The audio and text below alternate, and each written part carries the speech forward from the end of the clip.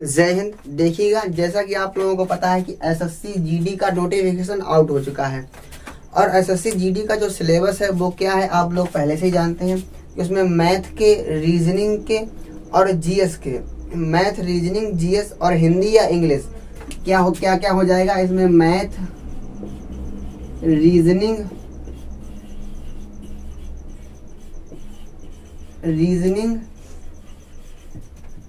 और हिंदी या इसमें हो जाएगी इंग्लिश। क्या हो जाएगी? इंग्लिश। या कोई एक चौथा सब्जेक्ट है वो जीएस या जीके हम लोग बोल सकते हैं, जीएस या जीके, जिसमें हम आप लोगों को बता दें। और एसएससी जीडी की बात करें तो एसएससी जीडी का लगभग जो जितना हो पाएगा उतना हम सिलेबस कवर कर लेंगे। अब जितना होने की क्या बात है, जितना होने की बात यह है कि लगभग मैथ का सारा कोर्स हम लोग कवर कर लेंगे, जितना कि मैथ में जितना कि आएगा, जितना कि आएगा, जितना आ रहा है। प्रीवियस ईयर के हम लोग बहुत सारे पेपर भी सॉल्व करेंगे जो एसएससी जीडी के आए हुए हैं।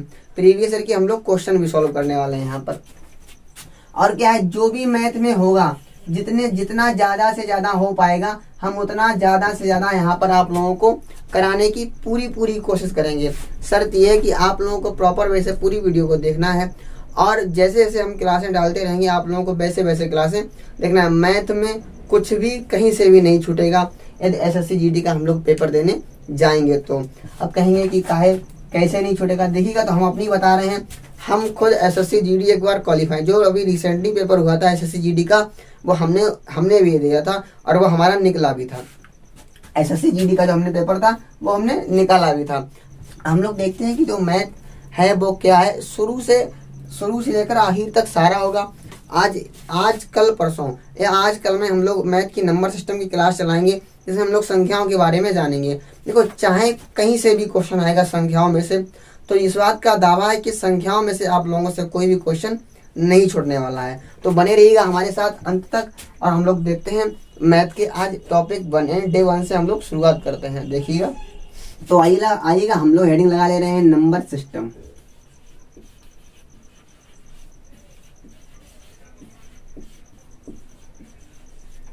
नंबर सिस्टम मतलब संख्या पद्धति।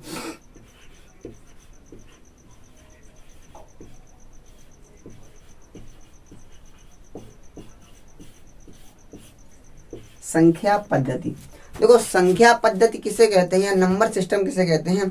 नंबरों का अध्ययन करना ही नंबर सिस्टम कहलाता है। यानी संख्याओं का वर्गीकरण ही क्या कहलाएगा? नंबर सिस्टम कहलाएगा, यानी संख्या पद्धति कहलाएगी। हम लोग बात करते हैं जैसे कि हमने नंबर के कौन कौन जैसे 1, 2, 3, 4, ये क्या हो गए? हमारे नंबर हो गए। ये हमारे क्या है? नंबर। जैसे हम बात करें डेसिमल की, क्या? डेसिमल की, तो डेसिमल हमारा क्या है? एक होता है डेसिमल सिस्टम। क्या? डेसिमल सिस्टम मतलब कि संख्या दशमलव पद्धति। अगर क्वेश्चन आएगा कि नंबर्स में जो डेसिमल सिस्टम होता है या दशमलव संख्याएं होती हैं, ये कुल कितनी होती हैं, तो हम लोग क्या कहेंगे? ये संख्याएं होती हैं 10। कितनी होती हैं? 10। डेसिमल नंबर कितने होते हैं, तो कहेंगे हम लोग 10 होते हैं। कितने? 10। अब ये 10 कौन कौन से होते हैं देखिएगा। 0, 1, 2, 3, 4, 5, 6, 7, 8, 9, ये हमारे क्या हो जाएंगे? ये हमारे डेसिमल नंबर हो जाएंगे। अगर क्वेश्चन आएगा कि डेसिमल नंबर कितने होते हैं या डेसिमल संख्याएं कितनी होती हैं, तो कितनी होती हैं? 10। जो कहाँ से होती हैं? 0 से लेकर 9 तक। 0 से लेकर 9 तक हम लोग देखेंगे तो कितनी हो जाएंगी? 10 हो जाएंगी, क्योंकि 1 से 9 तक कितनी होंगी? 9 संख्याएं होंगी और एक संख्या कौन सी हो जाएगी? 0। तो कुल कितनी संख्याएं हो जाएंगी? 10 संख्या। जैसे डेसिमल में क्या हो सकता है, तो देखिए 0.13 या 2.312, ये बहुत सारी संख्या, जैसे कि 4.968, ये हमारी क्या हो जाएंगी? ये हमारी संख्याएं हो जाएंगी। इन्हीं हम लोग दशमलव को कैसे पढ़ते हैं उनके बारे में देखेंगे। ये होंगे, जैसे कि अगर हम तुमसे बात करें, ये तो डेसिमल की बात हो गई। बात करें कि जो हमारे स्थानीय मान होते हैं वो क्या होते हैं, इनकी फेस वैल्यू या प्लेस वैल्यू होती है, वो क्या होती है उसे देखिएगा। तो उससे पहले एक बार इसका स्क्रीनशॉट ले लें या हम लोग इसे नोट कर लें। देखो प्लेस वैल्यू, देखो प्लेस वैल्यू का मतलब होता है स्थानीय मान। क्या होता है?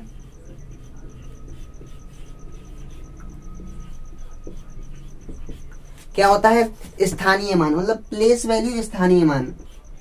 देखो स्थानीय मान क्या होते हैं, देखिएगा जैसे कि कोई संख्या लिखी है 6, 8, 7, 5, ये कोई संख्या लिखी है। अब हम कहें कि हमें 8 का स्थानीय मान बताओ। किसका? 8 का स्थानीय मान बताओ। तो 8 का स्थानीय मान कितना हो जाएगा? 8 लिख दिए और 8 की इधर कितने डिजिट हैं? तो 1 और 2। कितने डिजिट हैं? 1 और 2। तो कितना हो जाएगा? 800 इसका स्थानीय मान हो जाएगा। स्थानीय मान 800 हो जाएगा। जैसे हम कहें कि यहाँ पर 6, 7, 9, 8, 4, 3। अब कहें कि 9 का स्थानीय मान कितना होगा? इसका 9 का, तो क्या 9 लिख देंगे और 9 के इधर कितने जीरो हैं? कितने डिजिट हैं? 1, 2, 3। तो 1, 2, 3 कितने डिजिट हो जाएंगे? 3 डिजिट हो जाएंगे। तो कितना हो जाएगा स्थानीय मान? 9 का 9000। अगर हम इसी में पूछें कि 8 का बताओ, तो 8 का कितना हो जाएगा? 8 लिख दिए, 4, 3, तो कितना हो जाएगा? 800। कितना हो गया है? 800 हो गया है। अगर हम कहें 6 का बताओ, तो 6 का कितना हो जाएगा? 6 लिख दिए और 6 के इधर कुल कितने अंक हैं? 1, 2, 3, 4, 5। तो हम लोग 5 जीरो, 1, 2, 3, 4, 5, यानी कितना हो जाएगा? 6 लाख। इकाई, ढाई, सैकड़ा, हजार, 10,000, लाख, कुल कितना हो जाएगा? 6 लाख हो जाएगा। 6 लाख ये हमारा स्थानीय मान हो जाएगा। आप लोगों को समझ में आया होगा कि स्थानीय मान किसे कहते हैं। अब हम लोग समझते हैं कि ये तो प्लेस वैल्यू होगी। अब इसी की एक होती है फेस वैल्यू। तो फेस वैल्यू किसे कहते हैं वो भी एक बार देख ले रहे हैं। देखते हैं फेस वैल्यू किसे कहते हैं। तो क्या देख देंगे? फेस वैल्यू,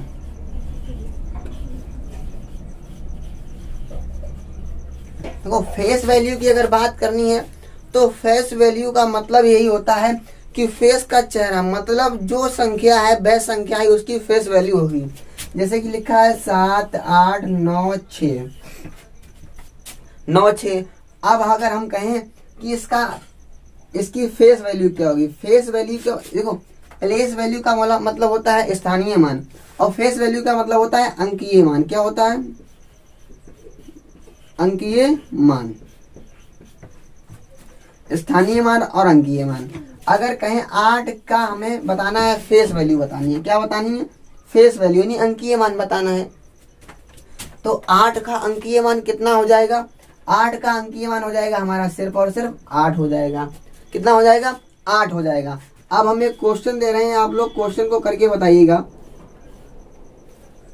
कि क्वेश्चन दे रहे हैं, क्वेश्चन को करके बताइए। जैसे कि मेरे पास लिखा है 5, 4, 3, 2, 0, 0, 4, इतना लिखा हुआ है। अब बताना है इसमें कि 2 का क्या है? 2 का स्थानीय मान तथा 5 के अंकीय मान का अंतर कितना होगा। ये संख्या दी गई है तो क्या है? 2 का स्थानीय मान तथा 5 के अंकीय मान का अंतर कितना हो जाएगा। तो 2 का स्थानीय मान कितना हो जाएगा? 2 लिख दिए और इधर 3 जीरो, 1, 2, 3, 3 जीरो। और अंकीय मान 5 का कितना हो जाएगा? तो अंकीय मान 5 का 5 रहेगा, तो इसमें से 5 को घटा देंगे। अब जब 2000 में से कितना घटाएंगे? 5 घटाएंगे, तो कितना बचेगा? 1995, 1995। और यही हमारा क्या हो जाएगा? आंसर हो जाएगा। ये हमारा क्या हो जाएगा? आंसर हो जाएगा। जब 2000 में से 5 घटाएंगे तो 1995, यानी 1995 हमारा आंसर हो जाएगा। इस टाइप के सवाल भी पूछे जाते हैं। इस टाइप के सवालों को प्रैक्टिस करिएगा कैसे आएंगे, और हम आगे ले चलते हैं आपको इसी टाइप के सवालों की तरफ। उसके बाद हम लोग नंबरों का क्लासिफिकेशन करेंगे। देखिएगा सवाल है हमारे पास कि 8, 6, 5, 8, 9 में 6 के स्थानीय मान व 5 के अंकीय मान का योग व अंतर बताओ। इन दोनों का हमें क्या बताना है? अंतर व योग दोनों का अलग अलग बताना है। इस टाइप के सवाल पूछे जा रहे हैं आजकल, तो हम भाई जो रिसेंटली में सवाल पूछे जा रहे हैं उन्हीं को करा रहे हैं, और जो क्वेश्चन आए हुए हैं उन्हीं क्वेश्चनों को उठाकर करा रहे हैं। तो देखिएगा हमें क्या बताना है, इस संख्या में 6 का स्थानीय मान, तो 6 संख्या ये 6 का स्थानीय मान कितना हो जाएगा, 3 जीरो, 1 2 3 जीरो लिख देंगे तो कितना हो जाएगा, 6000 हो जाएगा। कितना, 6000 हो गया। अब इतना इधर 6000 हो गया, बता रहा है मान व 5 के अंकीय मान का योग। अब 5 का अंकीय मान कितना हो जाएगा, 5 का अंकीय मान 5 हो जाएगा। तो क्या करेंगे, इस बार एक बार इसमें से 5 घटा देंगे और एक बार जोड़ देंगे। तो जब हम इसमें जोड़ेंगे तो कितना हो जाएगा, 6005 हो जाएगा, और जब घटाएंगे तो 5995 हो जाएगा, 5995। ये दोनों हमारे क्या हो जाएंगे, आंसर हो जाएंगे। समझ पा रहे हैं कि आंसर कैसे हम लाए हैं। क्या किया है हमने, संख्या में 6 का स्थानीय मान निकाला है, उसमें से 5 के अंकीय मान का योग, मतलब 5 को पहले जोड़ दिया तो 6005 हो गया, और फिर 5 को हमने घटा दिया तो क्या हो गया, 5995। ये हमारे दोनों क्या हो गए हैं, ये दोनों हमारे अलग अलग आंसर हो गए हैं। आई होप इतना तो समझ में आया होगा। अब हम लोग आगे बढ़ते हैं और देखते हैं क्लासिफिकेशन ऑफ नंबर को। देखो हम लोग देख रहे हैं classification of number. Classification of number का मतलब है कि संख्याओं का वर्गीकरण, मतलब हम लोग संख्याओं के वर्गीकरण को देख रहे हैं। तो संख्याओं का वर्गीकरण करेंगे तो देखिएगा, जितनी भी संख्याएं होती हैं, चाहे कोई सी भी संख्या हो, वो सारी संख्या होगी कॉम्प्लेक्स नंबर। कौन सी संख्या होगी, कॉम्प्लेक्स नंबर। तो हम लोग यहाँ पर लिख लेंगे कॉम्प्लेक्स नंबर। कौन सी, कॉम्प्लेक्स नंबर। तो कॉम्प्लेक्स नंबर को क्या कहेंगे हम लोग, कॉम्प्लेक्स नंबर को कहेंगे सम्मिश्र संख्या। कौन सी संख्या, सम्मिश्र संख्या। अब देखो कोई भी संख्या हो, वो संख्या सारी क्या हो, कौन सी हो जाएंगी, कोई भी संख्या होगी वो सारी सम्मिश्र संख्याएं हो जाएंगी। जैसे हम तुमसे कहें 2, तो 2 क्या सम्मिश्र संख्या है, तो कहोगे बिल्कुल 2 सम्मिश्र संख्या है। क्योंकि अगर हम बोले कि कॉम्प्लेक्स नंबर क्या होगी, तो देखो कॉम्प्लेक्स नंबर उसे कहते हैं जिसमें जो वास्तविक संख्या और काल्पनिक संख्या, दोनों संख्याओं के योग को ही हम लोग सम्मिश्र संख्या कहते हैं। क्या, वास्तविक संख्या जैसे हमारी 2 है, और काल्पनिक संख्या का मतलब है कि जिस संख्या के साथ आयोटा जुड़ जाता है। क्या जुड़ जाता है, आयोटा, यानी कि आई। अगर इसके साथ हम आई जोड़ दें तो ये हमारी कौन सी हो जाएगी, कॉम्प्लेक्स नंबर हो जाएगी। जैसे आयोटा का मान जो होता है वो होता है अंडर रूट माइनस का 1। कितना होता है, अंडर रूट माइनस का 1। जो हमारा आई बराबर होता है वो अंडर रूट माइनस का 1 होता है। तो आई गुणे में 0 अगर हम इसे जोड़ देंगे तो 2 हमारा क्या हो जाएगा, इसका मान आएगा 2। तो 2 हमारी कौन सी हो जाएगी, कॉम्प्लेक्स नंबर। दुनिया का ऐसा कोई भी नंबर नहीं जो कॉम्प्लेक्स नंबर ना हो। दुनिया का ऐसा कोई भी नंबर नहीं जो कॉम्प्लेक्स नंबर ना हो। अब देखो कॉम्प्लेक्स नंबर किसे कहते हैं, समझ रहे हो कि वास्तविक संख्या और काल्पनिक संख्या दोनों को अगर हम जोड़ देंगे तो वो संख्या कौन सी बन जाएगी, कॉम्प्लेक्स नंबर बन जाएगी।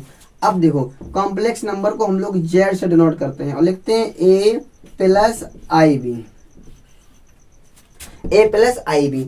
और जहां हमारा ए जो है वो ए है हमारी रियल संख्या, रियल नंबर। कौन सी है, रियल संख्या, रियल संख्या। और जहां पर हमारा बी है, क्या, जो हमारा बी है ये हमारा बी हो जाएगा काल्पनिक संख्या, यानी कि imaginary number, imaginary number, imaginary number. Imaginary number का मतलब होता है काल्पनिक संख्या। अब काल्पनिक संख्या किसे कहते हैं, जो संख्या अंडर रूट में हो और अंडर रूट के अंदर आ जाए माइनस चिन्ह। क्या आ जाएगा, माइनस चिन्ह, तो वो संख्या हो जाएगी हमारी इमेजिनरी नंबर। जैसे अगर हम कहें कि कौन सी संख्या हो जाएगी, तो जैसे कि अंडर रूट माइनस का 3, जैसे अगली संख्या हो जाएगी अंडर रूट माइनस का 7, अंडर रूट माइनस का 6, अंडर रूट माइनस का 9, अंडर रूट माइनस का 12। ये सारी कौन सी संख्या हो जाएंगी, ये सारी हमारी हो जाएंगी इमेजिनरी नंबर। कौन सी हो जाएंगी, इमेजिनरी नंबर। अब देखो थोड़ा बहुत हम लोग इमेजिनरी नंबर के बारे में जान ले रहे हैं, उसके बाद हम आगे बढ़ेंगे। इमेजिनरी नंबर को अगर खत्म कर देंगे ना तो संख्याएं बस खत्म हो जाएंगी, देखेंगे और संख्याएं खत्म। उससे पहले हमने सम्मिश्र संख्या बताया, अब सम्मिश्र संख्या को डिवाइडेशन करेंगे। तो जो सम्मिश्र संख्याएं होती हैं वो 2 टाइप की होती हैं। एक तो सम्मिश्र संख्याएं किससे मिलकर बनी होती हैं, एक रियल नंबर से, दूसरी इमेजिनरी नंबर से। तो रियल नंबर को हम बाद में पढ़ लेंगे और अभी हम पढ़ ले रहे हैं इमेजिनरी नंबर को। आज इमेजिनरी नंबर का पूरा टॉपिक खत्म कर रहे हैं, फिर कल से हम लोग शुरू करेंगे रियल नंबर। देखते हैं कि इमेजिनरी नंबर क्या हो रहा है। आज हम लोग इमेजिनरी नंबर को पूरा खत्म करते हैं, देखते हैं हम लोग आगे। तो देखिएगा, जो समय से संख्याएं होती हैं वो तो दो टाइप की, एक तो होती है रियल नंबर। रियल नंबर मतलब कि वास्तविक संख्याएं, और दूसरी हमने क्या बताई है, काल्पनिक संख्याएं यानी कि इमेजिनरी नंबर। अब देख रहे हैं इमेजिनरी नंबर क्या होते हैं। देखो, इमेजिनरी नंबर हम लोग उस संख्या को कहते हैं जिस संख्या का हम लोग वर्गमूल लें और वो संख्या माइनस में आ जाए। किसमें आ जाए, माइनस में आ जाए। जैसे हम लोग जानते हैं एक्स स्क्वायर प्लस 1 और बराबर में 0, एक्स स्क्वायर प्लस 1 0। अब क्या करेंगे हम, एक्स स्क्वायर बराबर में माइनस का 1 होगा, और जब इसमें से स्क्वायर को हटाएंगे तो क्या आ जाएगा, स्क्वायर रूट आ जाएगा। तो एक्स बराबर अंडर रूट माइनस का 1, यही हो जाएगा। तो अब हम x को मान ले रहे हैं i, क्या मान ले रहे हैं, i। तो i बराबर क्या हो जाएगा, i बराबर हो जाएगा अंडर रूट माइनस का 1, i बराबर अंडर रूट माइनस का 1। और इसी i को हम लोग कहते हैं आयोटा। क्या कहते हैं इसी i को, आयोटा, आयोटा, IOT, आयोटा। मतलब इसी i को हम लोग आयोटा बोलते हैं और i से डिनोट करते हैं। तो इमेजिनरी नंबर को i से प्रदर्शित करते हैं। समझ में आया। अब देखिएगा, यदि हम इमेजिनरी नंबर के साथ कुछ खिलवाड़ करें, कुछ खेलें इसके साथ, जैसे i का स्क्वायर करें, i का क्यू करें, i की घात 4 करें, i घात 5 करते हैं, तो हम लोगों को प्राप्त हो सकता है उसे देख लेंगे आगे। इतना समझ में आया, इतना स्क्रीनशॉट ले लें।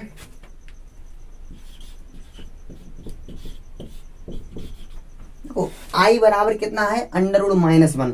अब यदि हम i का कर देंगे स्क्वायर तो क्या हो जाएगा, जब i स्क्वायर करेंगे तो क्या हो जाएगा, माइनस का 1, माइनस का 1। क्योंकि जब इसका स्क्वायर करेंगे तो स्क्वायर से क्या हो जाएगा, स्क्वायर रूट हट जाएगा।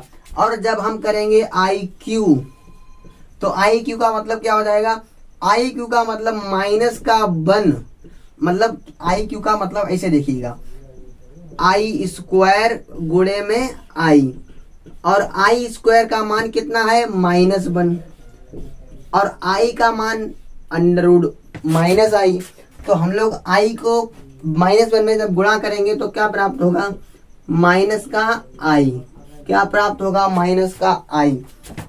और जब हम करेंगे आई की घात 4 तो क्या होगा, आई की घात 4 मतलब आई स्क्वायर गुणे आई स्क्वायर, आई स्क्वायर गुणे आई स्क्वायर, और आई स्क्वायर का मान -1, और फिर आई स्क्वायर का मान -1 मतलब -1 गुणे -1। तो क्या हम लोगों को मिल जाएगा, -1 में -1 का गुणा करेंगे तो उत्तर आ जाएगा 1। कितना आ जाएगा, 1। अब हम लोगों को मिला है आई का मान अंडर रूट -1, आई स्क्वायर का मान -1, और आई क्यू का मान माइनस का आई, और आई की घात 4 का, आई की घात 4 का मान कितना हो जाएगा, तो 1 हो जाएगा। आई की घात 4 का मान 1 हो जाएगा। ये तो आई की बात हो गई है, ये आई की बात। अगर ऐसे ही हम कहें आई की घात 5 का मान बताओ, तो आई की घात 5 का मान कैसे बताएंगे, इधर देखिएगा, इधर इतने में देख ले रहे हैं, इतने में देखो तो आई की घात जब हम लोगों को 5 दिखाई पड़े, इधर देख लेना आई की घात 5, तो क्या कर पाएंगे हम लोग, आई की घात 4 गुणे में आई, और आई की घात 4 का मान होता है 1, और आई का मान अंडर रूट -1, तो इसका टोटल मान कितना हो जाएगा, सिर्फ और सिर्फ आई हो जाएगा। कितना हो जाएगा, आई। अगर ऐसे ही हम कहें आई की घात 6 का मान, तो आई की घात 4 गुणे में आई घात 2 गुणे आई में आई की घात 2 हो जाएगा। आई की घात 4 का मान 1, आई स्क्वायर का मान -1, 1 का -1 में गुणा करेंगे तो उत्तर आएगा -1। मतलब समझ आ रहा है हम लोगों के कि अगर आई के घात 1 से लेकर 4 तक जा रहे हैं तो क्या आ रहा है, अंडर रूट -1, आई स्क्वायर का मान -1, और आई क्यू का मान -आई, आई की घात 4 का मान 1 आ रहा है। और जब 5 पे आए इसका मतलब आई की घात 1 पे आए, तो फिर से हमें आई प्राप्त होने लगा। मतलब बार बार इनका क्या होगा, रिपीटेशन होगा। अगर अब हम आई की घात कितने का ही मान पूछें, हम पूछें आई की घात 16 का मान बताओ, किसका? 16 का। तो कहोगे 16 4 से डिवाइड है, 4 से इसका भाग देंगे, घात में 4 का भाग देंगे तो क्या रिमाइंडर एक ही बचेगा। रिमाइंडर मतलब शेषफल। शेषफल किसे कहते हैं? देखो जब आपका कटता है और जो बचता है वही शेषफल है। जब आपका जो कटता है और जो बचता है वही क्या है? शेषफल है। ऐसे समझिएगा। मतलब हम जब 16 में किसी का भाग देंगे, 4 का भाग देंगे तो कुछ बचेगा? नहीं बचेगा। नहीं बचेगा इसका मतलब आई की घात 4 का भाग देंगे, 4 चौको 16, पूरा पूरा चला जाएगा। तो आई घात 16 का मान हो जाएगा हमारा 1। अगर कहें आई की घात 18 का मान बताओ तो 16 तो पूरा कट जाएगा, बचेगा 2। 16 तो 18 हो जाएगा। और जब जो 2 बचेगा, उसका आई स्क्वायर बचेगा। अब आई स्क्वायर का मान कितना होता है? आई स्क्वायर का मान होता है -1। कितना होता है? -1। तो इसका आंसर कितना हो जाएगा? -1 होगा। इसी प्रकार से हम एक सवाल पूछ रहे हैं, उसका आंसर आप लोग बताइएगा। हम यहाँ पर इस सवाल को दे रहे हैं। अगर हम कहें आई की घात 43, इसका आंसर क्या होगा? आई की घात 43, तो इसका आंसर क्या हो जाएगा? 4 से 40 बार पूरा कट जाएगा, 10 बार पूरा कट जाएगा। कितना बचेगा? आई क्यू बचेगा। और आई क्यू का मान कितना हो जाएगा? माइनस का आई। और यही हमारा क्या हो जाएगा? आंसर हो जाएगा। यही हमारा आंसर हो जाएगा। आई होप आप लोगों को इतना समझ में आया होगा कि इमेजिनरी नंबर क्या होता है। अब हम लोग कल समझेंगे कि वास्तविक संख्या क्या होती है। अब सीक्वेंस से हम लोग संख्याओं को पढ़ेंगे। संख्याओं के बाद जो आप लोग चैप्टर बताओगे हम उसी चैप्टर को शुरू कर देंगे। तो मिलेंगे नेक्स्ट वीडियो में, तब तक के लिए जय।